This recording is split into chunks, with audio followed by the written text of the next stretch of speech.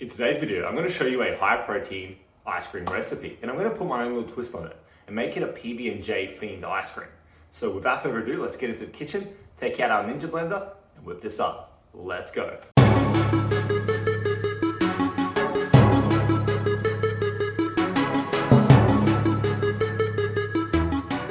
Hi, I'm Aleksa, dietitian, sports dietitian, and nutrition coach. Welcome again for clicking and watching one of my recipe videos.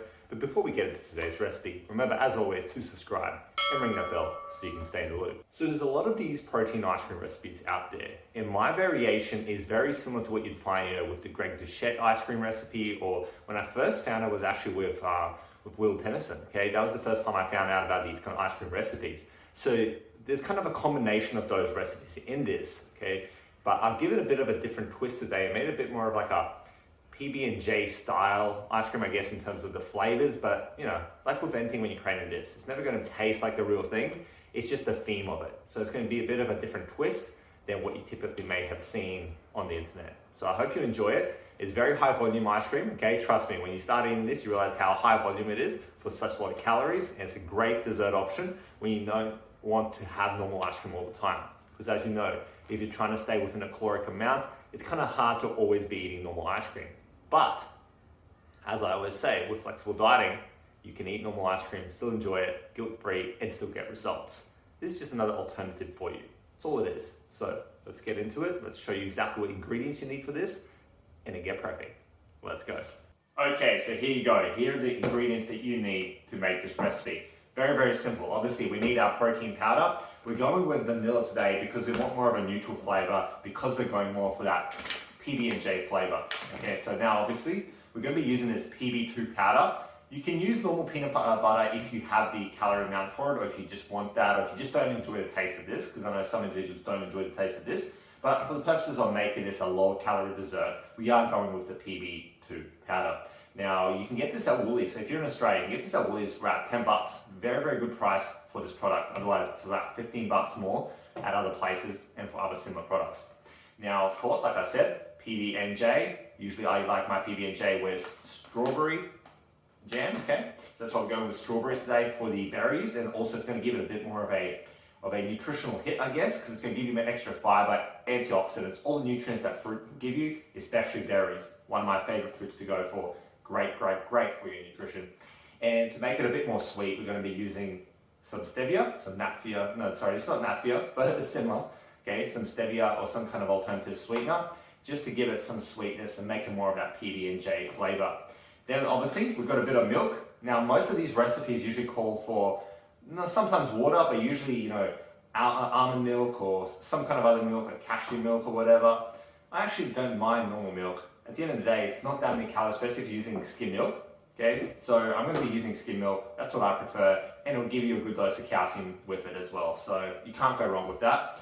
And then we're going to be using this, which they say this is like the secret ingredient to these ice cream recipes, these protein ice cream recipes, which is xanthan gum, I believe. Yeah, xanthan gum. You can just grab it at Coles or Woolies. I believe this one's a Coles one, and basically, that's what expands. Okay, that's what's when you combine it with the liquids and also the ice, which is not shown here, obviously, but there will be ice thrown into it as well because we're making it like an ice cream.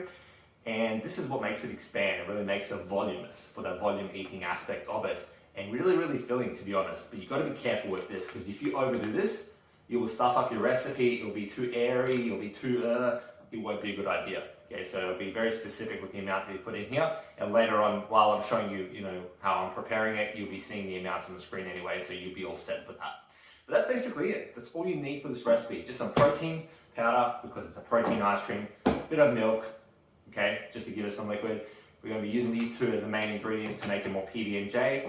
Later on, I will be sharing a extra secret ingredient, okay? Who's that Pokemon?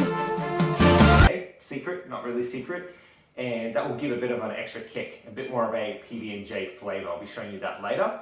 And then we're just going to use a bit of sweetener, like I said, a bit of xanthan gum to make it more expanded and show you how it goes. So now let's get to my Ninja blender and whip it all up. Okay, so this is the beast we'll be using. So I bought this last year. It's one of the kind of bigger Ninja blenders. It honestly works so well. And I'm not just talking about the protein ice cream. It works so well with so many different things. As you can see, it's one of those big, really kind of useful ones. So if you don't have one of these, you can still make this recipe, don't get me wrong. It just might take a bit longer, it might be a bit harder. You might have to just put in extra work for it or do a smaller amount, just depends. I'll be doing a small version of the recipe today, not a big version, so even a small blender will work perfectly fine. But of course, no recipe when it comes to flexible dieting is right unless you use one of these. Okay, so I've got my little scale ready to go. So let's grab the ingredients, put it all in there, show you how it's done. Okay, we got it all ready on our scale, ready to measure out. Okay, how you measure out doesn't really matter. I always like to just get started with the berries. So we're gonna be putting in, remember this is for one small serve. We're gonna be putting in about 150 grams of berries. Okay, so just gonna throw it in there. Now because the berries are frozen, that will act as part of the kind of ice cream factor. So that's why we're not putting in as much ice. Oh, I've gone a little bit over, doesn't matter, I'm gonna leave it in there anyway. 20 grams over, doesn't really matter. That's your berries in there. Now what we're gonna do is put the milk in. Now whatever milk you're using doesn't matter. It's about a quarter of a cup or 60 mils. But to be more accurate, I'll just go a quarter of a cup here. Let's see how accurate it is out of curiosity.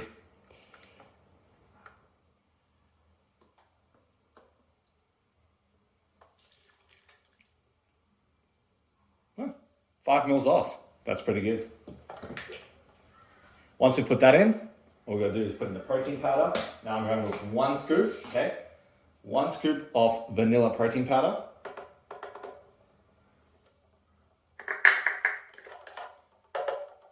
Okay. Then we'll put in some of the PB2.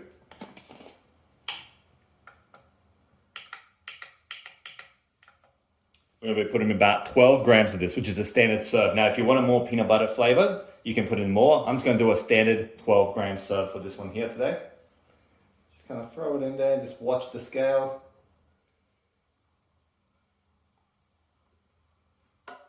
There we go. Okay. Now a bit of the sweetener, okay, the stevia, whatever you're using. So this now all is your preference. I'm going to go for about 15 to 20 grams. This is what I found I like the sweetness of, but you can do less or more depending on how you operate. But that's how much I'm going to be going on for. So just watch the things so you don't put in too much, because trust me, with the stevia and those kind of things, a little bit can go quite a long way. So you don't want to be overdoing it if you don't want it that sweet. So we'll go about 15 today, just to be on the safer side. Actually, you know what? Let's go 20. Let's go 20. Let's make it more sweet. There we go. 20 grams. Okay, so now most of the ingredients are already in there. What's left now is to put in some xanthan gum. Now I said be careful with this stuff. Don't go overboard. So we're going to be putting in about 1.5 grams, which is half a teaspoon, okay? Half a teaspoon. This is what combines with the water and expands, okay? So that's the thing you gotta be careful with. Okay, so the main ingredients in there, all that's left now to put in there is the ice. So we'll go back to the blender and show you the next step. Okay, we're back here. We've got our 1 protein cup worth of ice, because that's about how much we're gonna be using. And just chuck that in there. Close the lid, okay? Make sure it's all nice and secure. The last thing you need is this being loose and it going everywhere, okay? Don't do that. So now, what we're gonna do is just gotta blend it up. Now, you can use whatever kind of features you want. You can use pulse if you need to get it just going. You can just do normal blend at first, doesn't really matter. We're just gonna whip it up. You're gonna see it go, you're gonna see it kind of create. And from time to time, you may need to grab a scraper and scrape the sides. Or if you're noticing that you haven't used enough liquids or there's not enough ice and it's just getting very, very chunky and hard to blend, what you can do is you can literally just throw in some more water, okay? Just throw in there and throw in some more water, okay? So let's go and blend this up. We're just gonna go with the normal blend.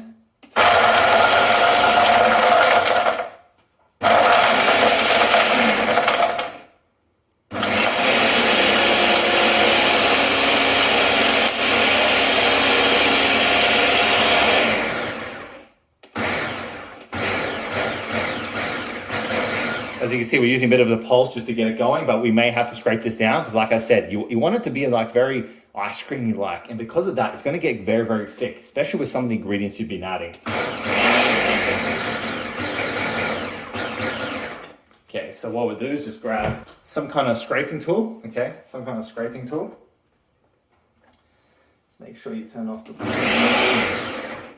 just make sure it's off. And what you do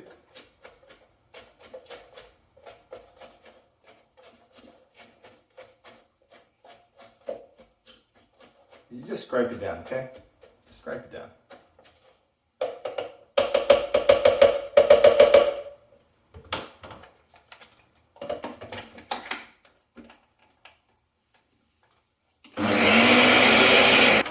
Okay, so we might put a little bit of water in there. Remember, only a little bit at a time, because you can put more later if you need it. You can't take away more if you need to take it out. So just a little bit.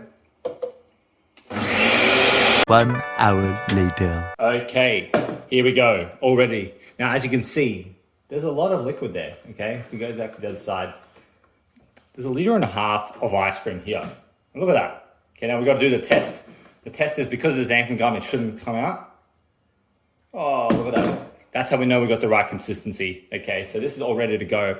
So what we'll do now is we'll show you the consistency, take it out and do a little taste test and let you know what the nutrition aspect is of this recipe. And then I'm going to share with you a secret ingredient that can give it extra flavor and an extra kind of hit to make it more PB&J. Okay, let's get into it.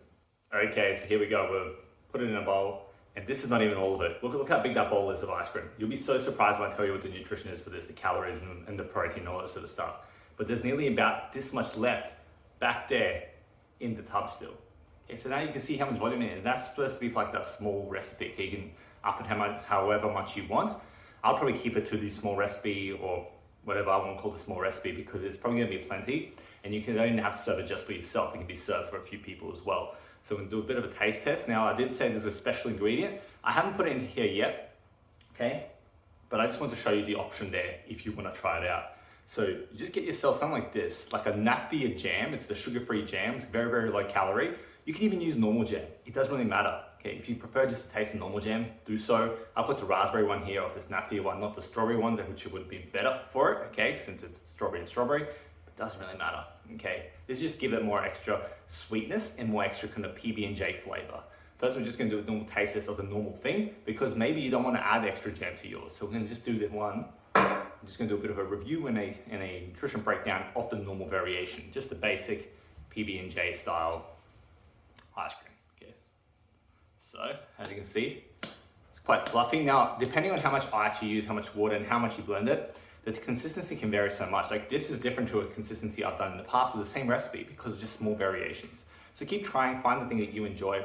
Sometimes it's more fluffy like this, it's a bit more fluffy and creamy. Sometimes it's more crystallized, more like a sorbet. It just depends on how you make it. Doesn't matter, the taste is all that matters, and the fact that it's high volume. And you can taste like the little icicles there as well. It just tastes so good. You can taste like a hint of the peanut butter kind of powder. So if you want a bit more of a stronger flavor, use more. I just did this more of like a conservative one. Sometimes I'll add more when I want more of a PB hit.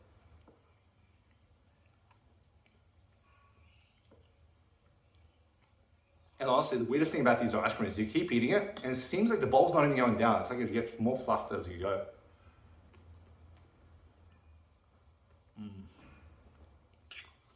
Definitely feels like you're having some kind of ice cream. Does it taste like normal ice cream?